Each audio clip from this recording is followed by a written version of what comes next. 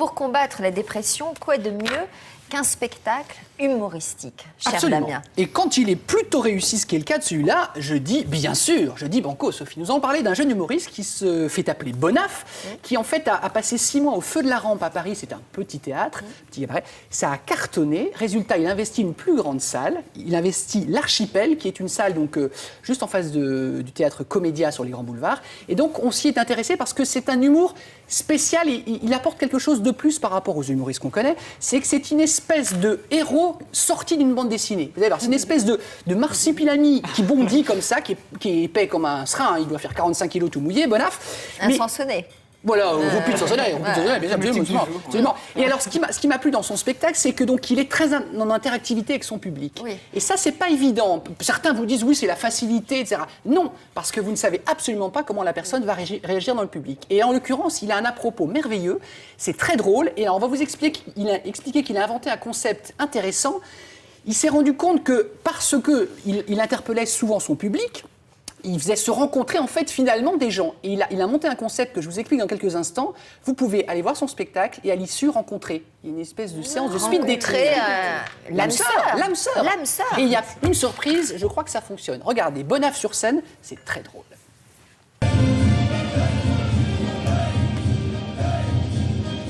Oui, maman, oui. Mais qu'est-ce qu'il y a? Non, j'entends Christ, qu'est-ce qu'il y a? Non, je peux pas te parler, je suis au volant, là, oui. Faites le bruit du moteur, s'il vous plaît, le bruit du moteur.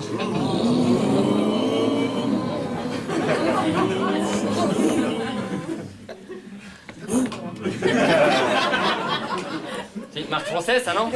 Bonaf, c'est un provincial, c'est moi, hein, qui monte à la capitale. Moi, je viens de Béziers et je débarque à Paris, donc je rencontre les Parisiens. Je rencontre tout ce qui fait que Paris, c'est Paris, donc le stress, le métro. Dans le métro, les amis, j'ai fait un truc chelou.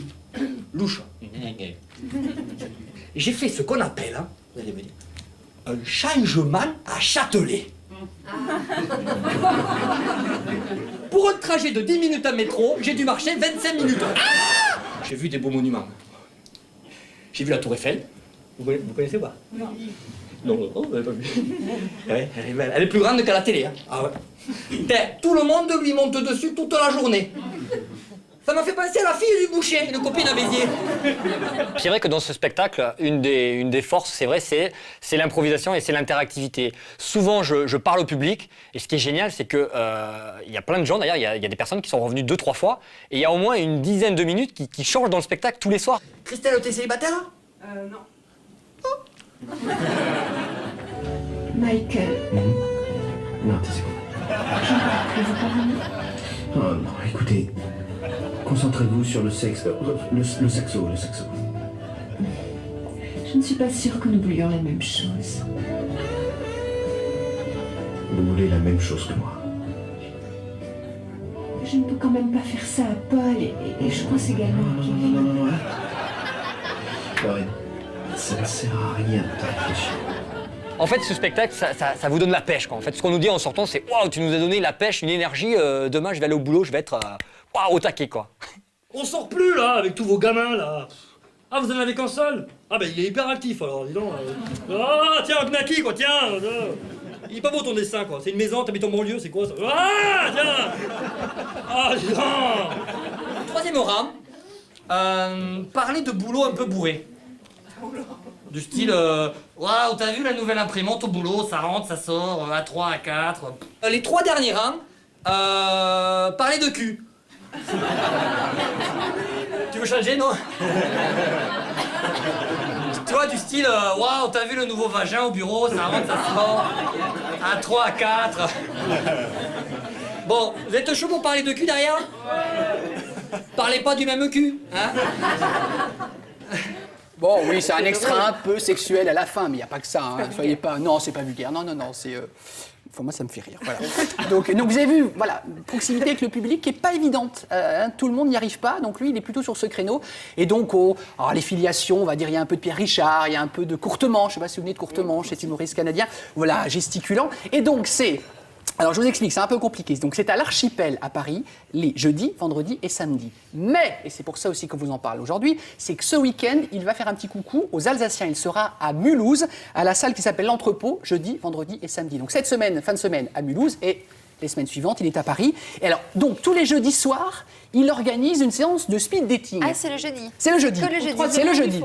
Alors non, le jeudi, en fait, ce qui se passe, donc vous avez vu, donc il plaisante avec les spectateurs, il lui dit tu t'appelles comment? Je m'appelle Roger, toi t'appelles Marie, regardez, etc. C'est vrai, je suis prise le jeudi. Pardon. Mais on s'en fout. Enfin, vous n'avez pas besoin de speed dating, vous Non, Sophie. mais c'est Didier qui me dit des trucs débiles. Ah bon, mais non, mais laissez, mettez sur off. Oui, non, mais vous savez, je suis branchée maintenant. Bah oui, je sais. Voilà. Et donc, il a eu l'idée de faire des rencontres. Et je pense que peut-être qu'Hervé, qu'on va voir en ligne, qui était un spectateur, est peut-être à l'origine de ces séances de speed dating. Parce qu'au début du spectacle, il n'y avait pas ça. Mais Hervé, vous êtes avec nous? Oui. Bonjour. Bonjour. Alors, expliquez-nous. Vous allez, il y a quelques mois, assister au spectacle de Bonnaf. Et que se passe-t-il? Mais je pense que la personne qui est montée sur scène était célibataire. Donc c'était une information déjà intéressante. Et à la fin du spectacle, il permet de se rencontrer. Et c'est comme ça que j'ai rencontré la personne qui était montée sur scène. Et alors Et ça roule? Et ça roule. C'est Mais merveilleux. alors, oui, parce que donc pendant le spectacle, il y a une interactivité. Et alors après, on peut aller prendre un pot après, c'est ça? Exactement. Vous buvez un verre là, et donc si c'est passé, à mon avis, voilà, comme Hervé a entendu qu'elle était célibataire, j'imagine qu'après, autour d'un verre, il lui a dit ah bon, t'es célibataire, etc. C'est quand même énorme. Ce En tout cas, c'est une spectacle, bonne idée parce que se rencontrer, c'est pas vendu comme ça, mais on se rencontre sur un support humoristique comme ça. Donc C'est-à-dire a que vous n'avez priori, pas la pression. on peut avoir des points communs pour aller assister au même spectacle, n'est-ce pas, Hervé?